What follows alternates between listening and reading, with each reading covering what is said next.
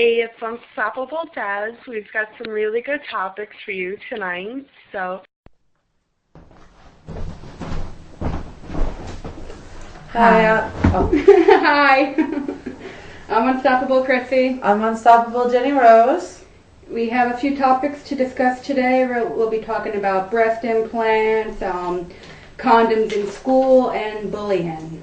Let's start with breast implants. No, Definitely. none of us have breast implants. No, but I've always wanted them. I've always wanted bigger boobs, but I'm afraid of the actual implants. Which you should be, because they're scars. Yes, I hear you get scars, but I know that nowadays the scars aren't as visible and they're smaller, but the smaller they are, the more expensive scars. they are. Yeah.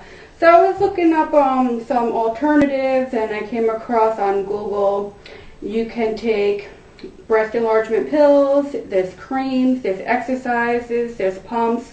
I don't know a lot about that. I know Jenny has done. There's this one exercise where you put your hands like this, and you just pump, and you just squeeze your hands together, and because they are not happy with themselves, that they want to alter their bodies in some sort of sense, and I think that that's why they get breast implants, to try and alter their bodies, because they're not happy with who they are, with how they came out in some sort of way.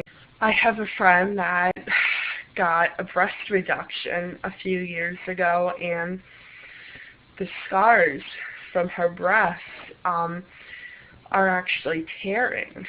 You know, the scar tissue is getting really bad, where they did the incisions, and it's hurting her a lot. And that happens to people that have had breast implants, like where the scar tissue is, and it affects them a lot. And that would make me worry, getting breast implants, about the scar tissue. That would really concern me, because, they're tearing into a very sensitive area. I've heard that, sometimes they have to remove the nipple or the areola. It's scary, that kind of thought. I've heard that the implants sometimes leak, they'll tell you it's like a 1,000,000 to 1 chance, but I think that the chances are a lot lower than that, like maybe 1,000 to 1.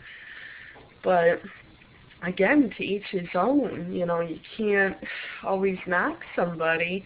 And today's topic is protection, Birth control. abstinence, and condoms in school. Yes. Now, we're both for that. Yes, we are. Because it's not about teaching kids to have sex. It's teaching kids how to be safe and their options. Definitely. You tell a kid, don't have sex. What are they going to do? They're going to have sex. Yes. So why are they telling us not to do it?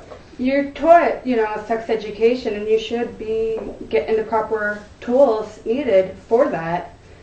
There's lots of different birth controls. I've tried the pill.